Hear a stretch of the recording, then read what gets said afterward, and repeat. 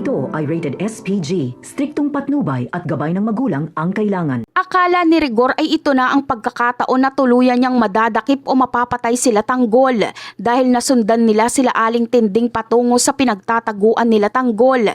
Kampante ang grupo ni Rigor na mahuhuli nila ang mga ito sa loob mismo ng kanilang kuta. Ngunit hindi nila alam na naging mapagmatsyag sila Tanggol at agad na napansin ang mga kahina-hinalang kilos sa paligid. Bago pa man makalapit ang mga pulis, naramdaman na nila Tanggol na may nagmamanman sa kanila kaya naging handa sila sa anumang mangyayari. Kahit na nakatawag pa si Rigor ng maraming backup na pulis para masiguradong wala nang kawala ang kanyang mga kaaway, nabigo pa rin siya sa kanyang balak. Mabilis na nakagawa ng paraan sila Tanggol upang makapuslit at makaalis sa lugar bago pa sila tuluyang makorner ng mga otoridad. Dahil sa bilis ng kanilang pagtakas, naiwang bakante ang pinagtataguan at ligtas nilang nailayo ang kanilang mga sarili mula sa panganib na dala ng grupo ni Rigor na determinadong ubusin silang lahat. Dahil sa panibagong pagkabigong ito, labis na nadismaya at nagalit si Rigor sa kanyang sarili at sa mga kasamahan niya. Hindi niya matanggap na sa kabila ng dami ng kanyang mga tauhan at armas ay muli na namang nakatakas ang grupo nila Tanggol sa kanyang mga kamay.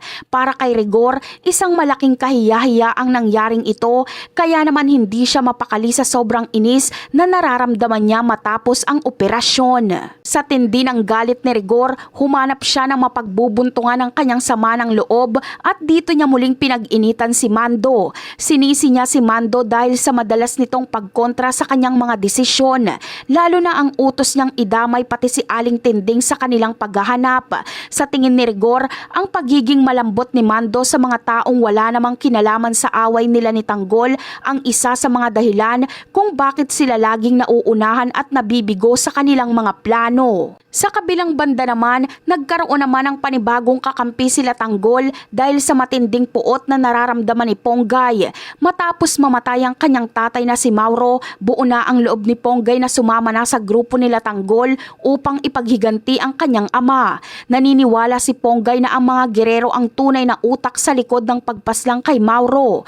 Kaya naman, handa siyang gawin ang lahat at itaya ang kanyang buhay, mapabagsak lamang ang pamilyang ito at makamit ang hustisyang kanyang hinahangad. At yan ang aabangan natin. Bye!